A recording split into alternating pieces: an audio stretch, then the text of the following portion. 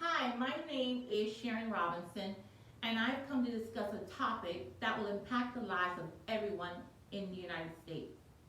This matter will change how business operates, how colleges and universities recruit, and the future success of Americans. What, you may ask, is this matter that is so dire to our lives? Well, it's the business of teacher salaries. Teaching is an amazing and stressful career. So why would someone want to become a teacher? Ask any little girl what they want to be when they grow up, and most would say a teacher. Maybe it's because they love their teacher and want to follow in their footsteps, or it just seems like fun to be in charge. No matter what, the idea is no one says, I want to teach to make money. Teaching is the only profession that is poorly paid, has many demands placed on it, and produces citizens that receive more in salary.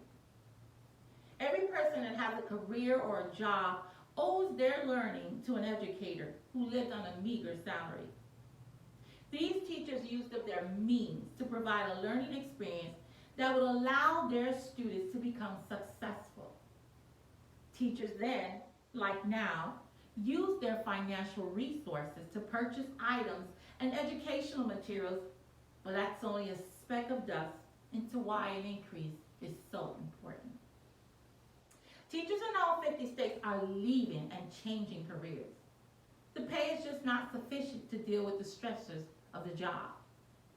I've seen new teachers begin the school year in a faculty meeting, be introduced to the staff, and quit without further notice, one day of school starting.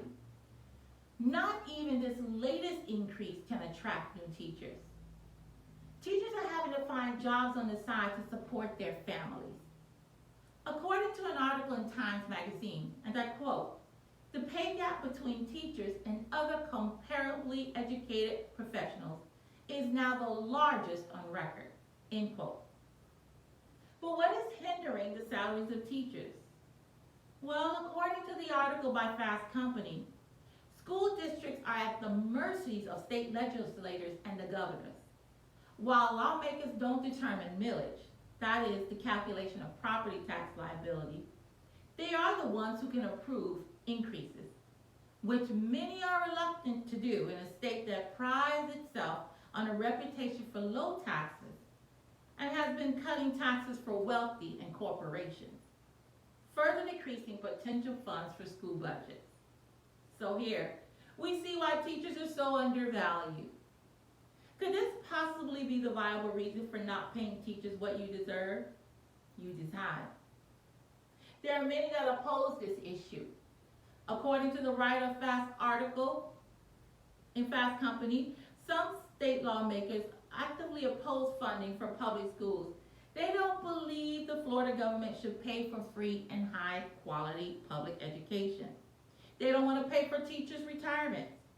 They don't want to offend anybody in the education field, but they would just like to completely privatize education here in Florida. They want to sell education. But who would benefit? Who could afford it? And what would happen to those who become uneducated? Why do I support an increase in salary? Well, I remember when I was working in banking looking to change careers. I looked into teaching and realized I was making more than the teachers were. I stayed in banking. After 10 years and being downsized, here I am, a kindergarten teacher, working more hours for less pay. There are many people who believe teachers have it made. Here is just a list of a few things people believe, according to the National Education Association. Quote, fiction. Teachers earn as much as compared professionals for the amount of work they do. Second, teachers are well paid because they have the summer off. Third, teachers work only 6 to 7 hours per day. Finally, teaching is so easy anyone can do it. These are all beliefs that people have. And as a teacher, they're far from true. Teachers' salary deserves an overhaul, and a fair one. As I stated earlier, this topic will impact Americans negatively if something is not done. We are observing presently the greatest exodus of educators. Many will continue to leave if a decent and fair salary cannot be reached. Who will own the businesses of the future? Who will hire anyone who is not educated?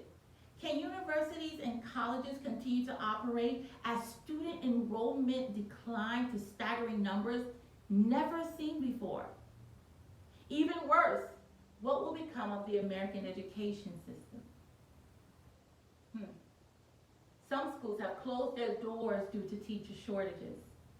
This is just the beginning of a downward spiral that can be prevented.